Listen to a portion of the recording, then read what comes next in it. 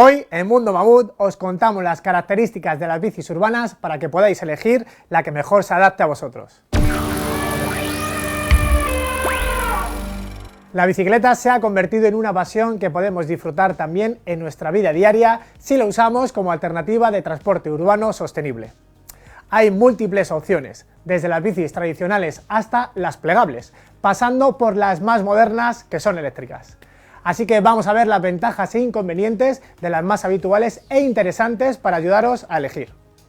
De todas las categorías que vamos a ver, hay versiones con asistencia eléctrica que son una alternativa a las convencionales y se convierten en una opción real de transporte urbano sostenible. Están rompiendo algunas barreras que tenían las tradicionales y están facilitando que muchas más personas accedan al ciclismo, especialmente en ciudades que tienen relieves con fuertes desniveles, como es el caso de Madrid. La asistencia eléctrica está siendo un factor muy importante para la expansión de su uso. Sus principales ventajas son: aumenta la velocidad media de desplazamiento, sobre todo con desniveles importantes. Elegimos el nivel de esfuerzo utilizando mayor o menor asistencia del motor y adaptándolo a nuestras necesidades. Podemos evitar la excesiva sudoración con la asistencia eléctrica, lo que les hace especialmente indicadas para usar con ropa de calle y seguir con la actividad laboral o personal, dejando la ducha para el final de la jornada. Razones importantes para que, sea cual sea el tipo de bici que elijáis, os planteéis la posibilidad de que sea eléctrica. Una primera opción sería usar las mismas bicis que usamos para ocio o deporte, tanto MTB como las de carretera o gravel. Para muchos serán una opción válida, pero tienen limitaciones para montar accesorios urbanos y no suelen ser cómodas para usarlas con ropa de calle.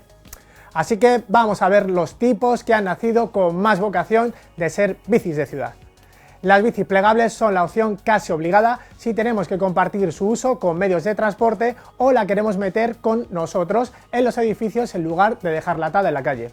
Son perfectas para los desplazamientos urbanos y algunas de ellas, como las Brompton, una vez plegadas, se pueden llevar en trenes y autobuses como equipaje de mano sin las limitaciones de las bicis normales.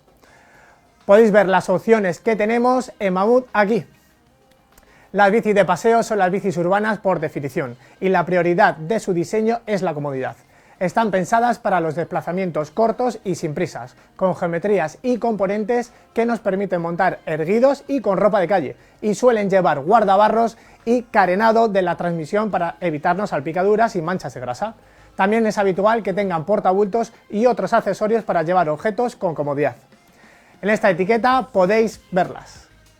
Las bicis híbridas, también llamadas de trekking, combinan elementos de distintas disciplinas buscando mayor polivalencia. Suelen montar cuadros inspirados en las de MTB con ruedas de 28 pulgadas o 700 y cubiertas más finas y con poco taco. Son bicis más ágiles en asfalto que las de montaña, o las de paseo incluso, pero se defienden bien en pistas y caminos en buen estado, lo que nos permite combinar su uso por parques o recorridos fáciles en tierra. Suelen llevar horquillas rígidas o con recorridos cortos y anclajes para guardabarros y portabultos. Podéis ver opciones de bicis de trekking en esta etiqueta.